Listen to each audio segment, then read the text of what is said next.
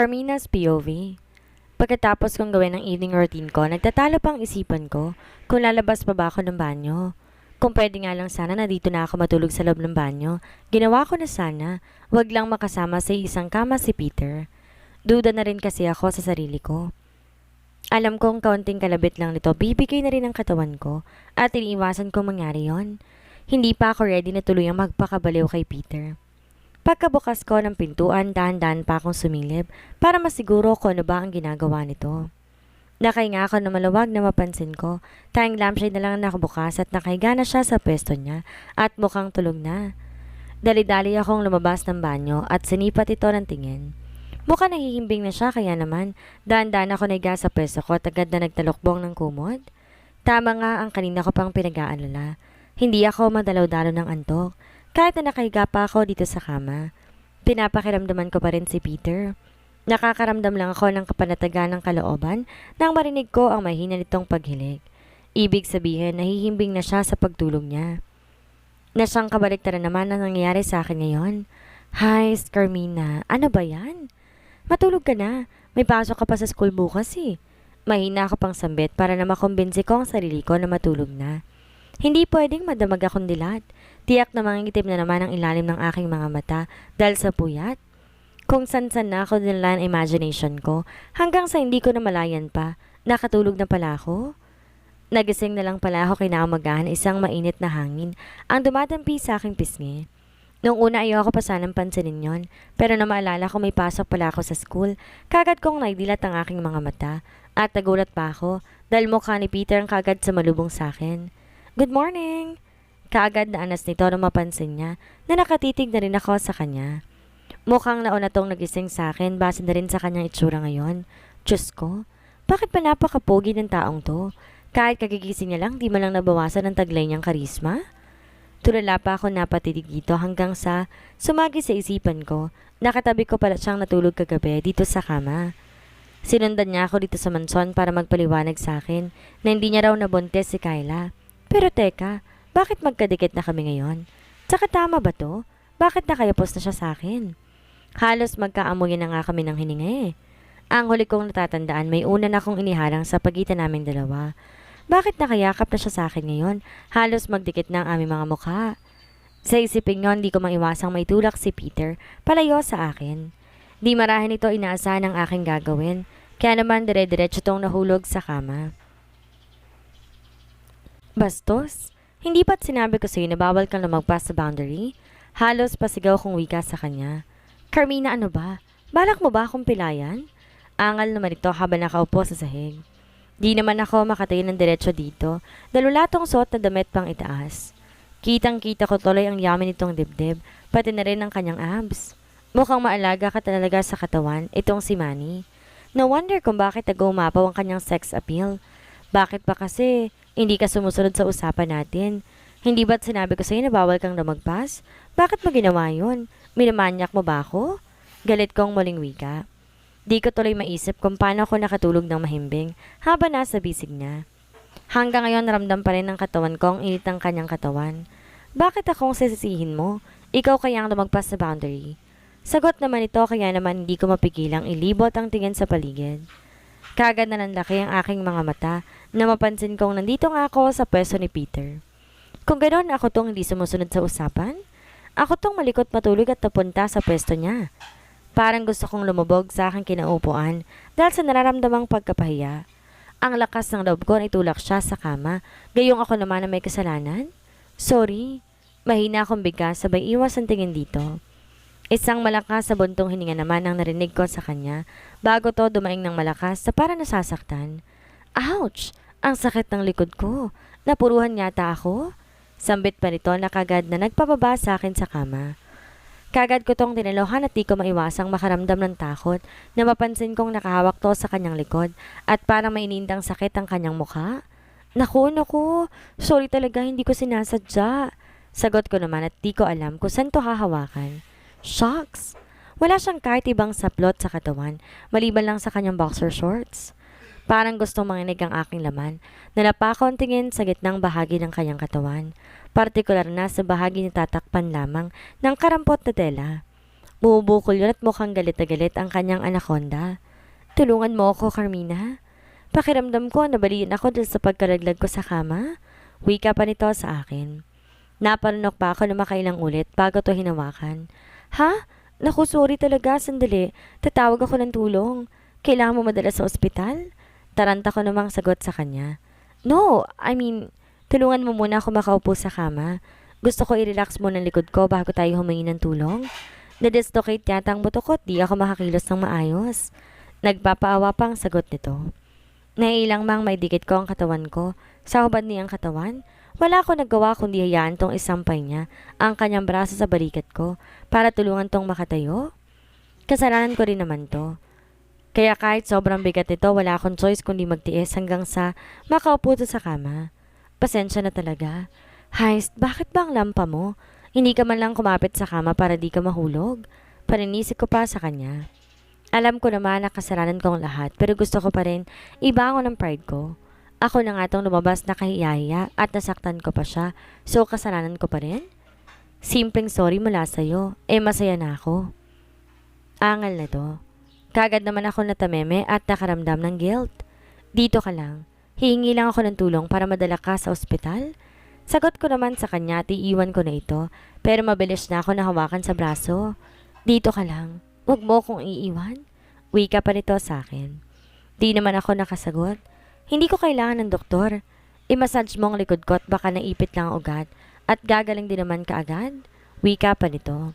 Di ko naman maiwasan pagtaasan to ng kilay. Nahulog siya sa kama tapos pagkaipit ng ugat ang posibleng epekto. May saltik nga talaga ang Peter na to. Ibaba mo pa. Ganyan nga. Nice. Daing ni Peter habang patuloy ako, kakapisil sa likod nito. Wala akong choice kundi pagbigyan siya sa kanyang kapritsyo. Pagiging masahista niya ang bagsak ko ngayong umaga. Nakadapa na ito ngayon sa kama habang patuloy sa kakareklamo na napasumado ang bagsak niya at para napuruhan daw ang isa sa kanyang ribs. Ang problema lang talaga kahit anong pilit kong dalhin ko na lang siya sa ospital, ayaw niya namang pumayag. Hindi daw niya gusto ang atmosfera doon at lalo lang daw siyang magkakasakit. Noong una nakakaramdam pa ako ng pagkailang nang sumayad ang palad ko sa likod niya. Pero sa dami ng request niya ngayon, parang gusto ko nilang siyang pilipitin ng leeg para matigil na sa kaka-request niya. Anong tingin ng Peter na to sa akin? Professional massager? Kainis? Lakas ng topak? Kung di lang mukhang yummy ang likod nito, never ko talaga tong pagbibigyan. Ayos ka ba? Bakit ba ayaw mo magpadala sa ospital? May pasok pa ako sa school mamaya at kailangan ko na mag-ayos. Reklamo ko sa kanya. Di naman masamang pinipilit kong samaan loob mo eh. Pero kung may masamang mangyari sa akin, hindi sana kita patutulugin ang iyong konsensya. Sagot nito sa akin. Kagad naman ako napairap. Ginagawa na akong bata ng Peter na to eh. Porket kasalanan kong pagkakahulog niya sa kama, gagawin niya na ako masahista ngayon at talagang kinokonsensya pa ako. Pagod na ako. Maliligo pa ako at mag-aanda sa pagpasok sa school. Isa pa ba hinihintay na tayo ni grandmama sa ibaba? Sagot ko sa kanya at kagad na dumestan siya dito. Okay, fine. Pero last na lang. Yung dibdib ko ang masahiin mo? Para kasing biglang kumirot eh. Wika nito at mabilis na tumihaya. Nagulat ako sa kanyang ginawa, lalo na't muling tumambad sa palingin ko ang kanyang medyo mabalhibong dibdib at nakaumbok na abs. Wala sa sariling tinitigan ko to mula ulo hanggang paa. Sino bang hindi mawiwindang ngayong nasa harap mong isang malaadonis na katawan?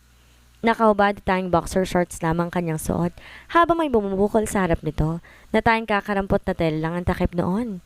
Mahabaging Diyos, ilayo mo ako sa tukso? Di mapigilang sigaw ng isipan ko habang titig na titig sa katawan ni Peter, partikular na sa pagkalalaki nito. Paano ba naman kasi sa lahat ng parte ng katawan nito, yun ang may pinakamagandang view? Enjoying the view? Ano na? Alika na dito. Baka mamaya malate ka na sa school eh. Wika nito sabay tapik sa higaan. Di ko naman maiwasan makaramdam ng pagkapahiya. Nahuli yata ako ni Peter kung paano pagmasdan ng anaconda niya. Bakit ba masyadong napakamakasalanan nitong mga mata ko? Baka ako na pang iisipin ng Peter na to. Pero curious talaga ako. Bakit parang dumoble ang laki nun? Oo, bumubukol ang bahaging yon kanina pero hindi ganon kalaki. Ano kayang totoong itsura nun kapag wala ang takip na boxer shorts? Sa isiping yon, parang gusto ko na tuloy kaltokan ang sarili ko. kung saan-sang dimensyon na ako dinala ng aking makasalanang utak. Pero bakit ba walang kahihiyan itong si Peter? Hindi man lang kasi to nakikita ng pagkailang habang nakabayangyang ang katawan niya sa harapan ko. Ano na, Carmina? Akala ko ba nagmamadali tayo? Halika na, umpisan mo na para matapos na. Wika nito na muling nagpagising sa aking natutulog na diwa. Tinitigan ko ito at inirapan para mapagtakpan ang pagkapahiya ko. Alam ko, pinaglololo ko lamang ko nitong si Peter, pero para naman akong tanga na muling naglalakad papalapit dito. Naupo ako sa tagiliran niya at gamit na nanginginig na kamay, dahan-dahan ko yung nilapat sa kanyang dibdib. Paano masahe ba? Likod lang tumama at hindi dibdib. Bakit pati ito gusto mo pang gawin ko? Angal ko pa sa kanya habang nakalapat ang palad ko sa dibdib niya. Kailangan ko ng katakot-takot at tapang at pagkokontrol sa sarili ko para hindi mahaplusin ang matigas itong dibdib. Hindi ganyan. Ganito dapat. Wika nito at mabilis gumalaw at malakas akong hinila, dahilan para mapasubsob ako sa dibdib niya. Kaagad kong naramdaman ang pagpulupot ng braso nito sa bewang ko, na siyang dahilan para hindi ako makagalaw. Carmina, please, pagbigyan mo na ako. Hindi ko na kaya magpigil. Ilang buwan na akong tigang. Narinig ko pang bulong nito. Kaagad kong naramdaman ang pag-iinit ng punong tenga ko dahil sa sinabi niya. Ano bang sinasabi mo? Bitahon mo nga. Hindi ko na natuloy pa ang sasabihin ko na kagad sinakop ng labi niyang labi ko. I want you now, wife. Mababaliw ako kapag di mo ako mapagbibigyan ngayon. Mag-asawa tayo kahit normal lamang ang gagawin natin ngayon. Mahinang wika nito pagkatapos niyang pansamantalang iwan ang labi ko. Di ako nakaimik. Nakakalunod kasi ang halik na pinapakawalan ni Peter ngayon. Hindi ako makapag-isip ng tama, lalo na taramdam ko ang kakaiba nitong kapusukan ngayon. Di na ako nakaangal pa nang bigla nitong pagpalitin ang pwesto namin.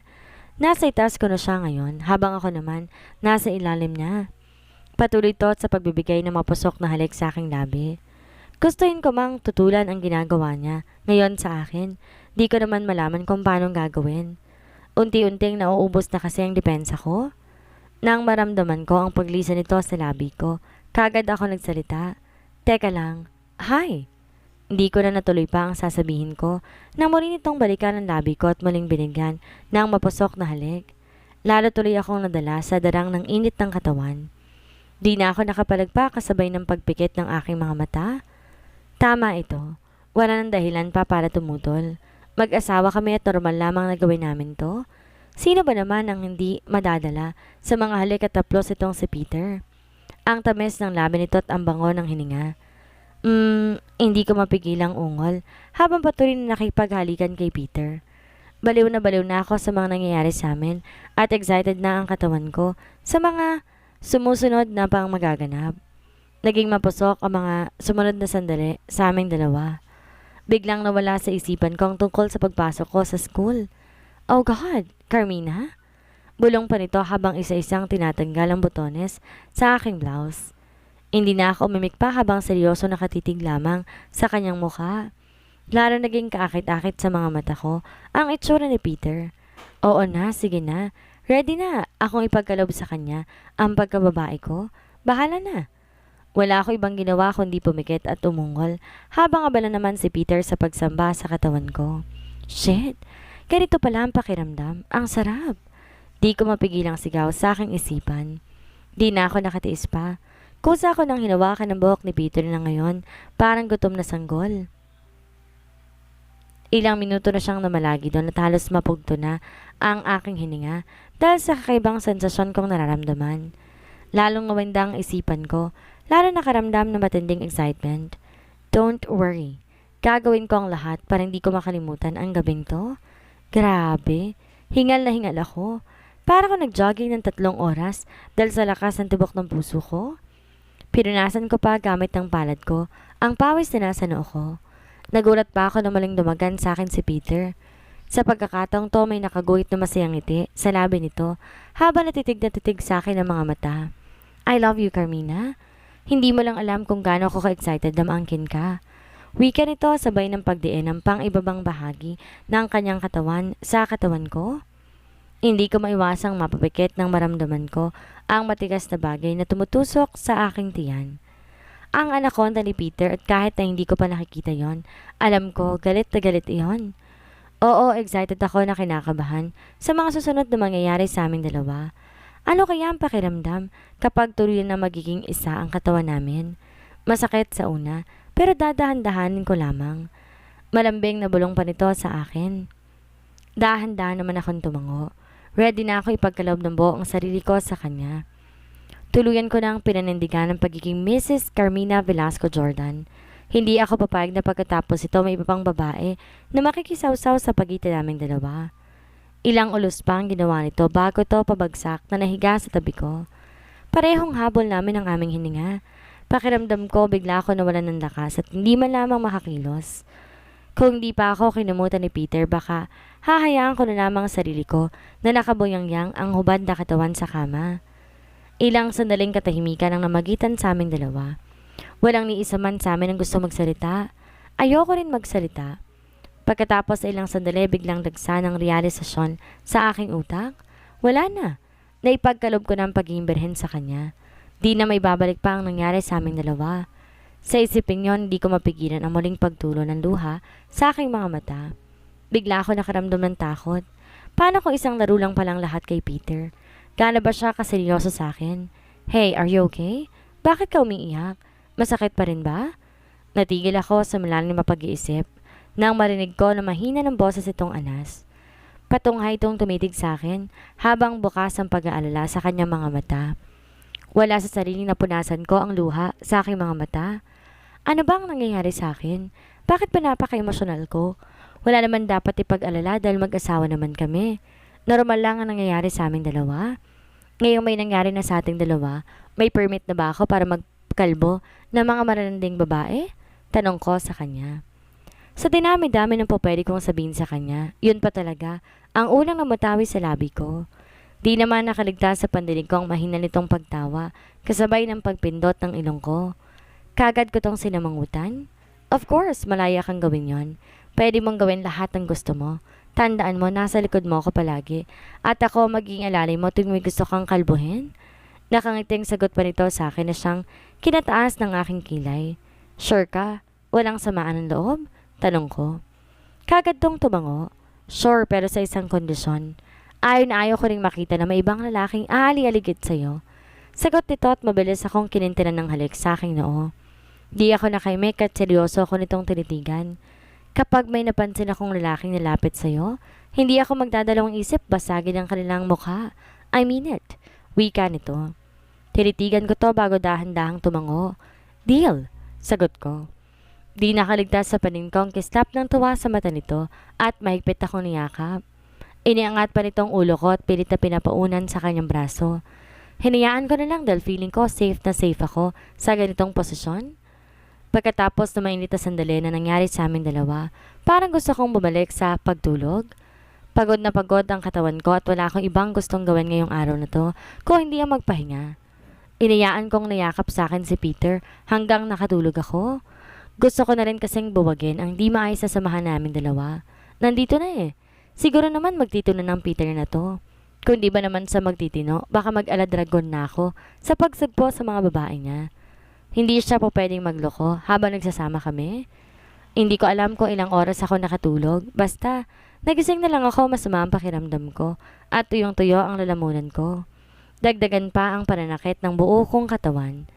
Kinapa akong katabi ko pero kagad na napakunot ang noo ko na mapansin kong wala si Peter sa tabi ko. Kung ganon, saan siya nagpunta? Basta na lang akong iniwan pagkatapos ng mainit na sandaling nangyari sa aming dalawa. Kagad ako nakaramdam ng lungkot. Daan-daan ako bumangon ng kama at muling napahiga na maramdaman ko ang pagkirot ng katawan ko. Partikular sa gitnang bahagi ng aking katawan. Manhid din ang balakang ko at sobrang kirot ng pagkababae ko. Napuruhan talaga siguro ako ni Peter kanina. Teka, anong oras na ba? Wala sa sariling napatitig ako sa orasan na nasa bedside table at nagulat pa ako nang halos alauna na pala ng hapon. May isang basong tubig na nakapatong malapit sa akin, kaya naman dali-dali kong kinuha at ininom yon. Gumaan ng kahit konti ang pakiramdam ko pagkatapos kong maubos ang isang baso ng tubig. Muli akong umayos ng higa at nagtalokbong ng kumot. Ngayon ko lang napansin na hubot-hubad pa rin pala ako. Sobrang lamig ng buong paligid at pakiramdam ko. Tatrangkasuhin pa yata ako. Nako. Humanda sa akin ang Peter na yon. Basta-basta niya na lang akong iniwan pagkatapos niyang magpakasarap kanina. Marilintikan talaga siya sa akin. Iiyak sana ako nang bigla. Bumukas ang pintuan ng kwarto. Napatitig ako doon at di ko napigilan na malakas sa pagtibok ng puso ko nang niluwa ang gwapong mukha ni Peter. May bitbit tong isang tray na kung di ako nagkakamali. Pagkain ng laman nun. Di nakaligtas sa paningin ko ang kaagad na pagguhit ng masayang ngiti sa labi nito nang dumako ang tingin niya sa akin. Nahiya naman ako nag-iwas ng tingin sa kanya. Good afternoon. Gising na pala ang baby ko. Wika nito at pinatong sa side table ang dala niya at lumapit sa akin. Dumukwang patot kinintilan ako na mabilis na halik sa labi. Baby? Baby ang endearment niya sa akin. Anong tatawag ko sa kanya? Damulag? Naglalaro sa isipan ko habang di maalis-alis ang pagkakatitig sa kanyang mukha. Sandinig pa lang, lalaki talaga tong si Peter. Alam ko yon dahil nakita ko na ang buo niyang katawan kagabi. Gusto mo bang magbanyo muna bago kumain? Tutulungan kita. Muling wika nito at takmang hahawiin niya na ang kumot na nakatakip sa kahubdan ko. Nagulat kong natabig ang kanyang kamay. Nagtataka tong napatitig sa akin. Kaya ko na. Tipid kong sagot sabay iwas ng tingin sa kanya. Isang makahulugang ngiti ang gumuhit sa labi nito habang di naalis ang pagkakatitig sa aking mukha. Ngayon ka pa ba mahihiya sa akin? Nakita ko ng lahat ng yan na. Nanunod John itong sagot. Kaagad nanlaki ang mata ko dahil sa sinabi niya. Bigla ako tuloy nakalimutan na masama pala ang pakiramdam ko dahil sa sinabi niyang iyon. Ganito ba talaga ka-cheesy si Peter? Hays, lalo tuloy akong na-in love sa kanya eh. Hindi porket nakita mo ng lahat sa akin, masanay ka ng titigan yon. Sagot ko sa kanya. Isang malakas sa pagtawa ang naging sagot ito sa akin. Di naman ako makapaniwalang napatitig dito. Si Peter ba talaga ang kaharap ko ngayon? Bakit ang saya-saya niya? Isa pa, ngayon ko lang ito nakitang tumawa ng ganito. Sa bagay, hindi nga pala kami close noon. Halika na, wag nang maarte ang baby ko. Alam kong di mo kaya maglakad mag-isa papuntang banyo, kaya tutulungan na kita. Alam kong kasalanan ko kung bakit muntik ka ng malumpoy eh. Wika nito sabay kindat sa akin at malagkit akong tinitigan. Kagad ko naman tong pinanakay ng mata na siyang nagpahalakak ulit sa kanya. Hindi ko tuloy mapigilan na muli itong titigan. Ang gwapo talaga. Ang sarap sa tinga ng tawa niya. Parang ayoko na tuloy lumabas ng kwarto. Parang gusto ko na siya na lang palagi ang nakakasama. Impit akong napatili ng bigla niyang hawiin ang kumot na nakatakip sa kahubdan ko. Kasabay noon ang pag-angat ko mula sa kama, dahilan para hubot-hubad niya akong kinakarga ngayon papunta ng banyo. Diyos ko, hindi kaya ng powers ko to.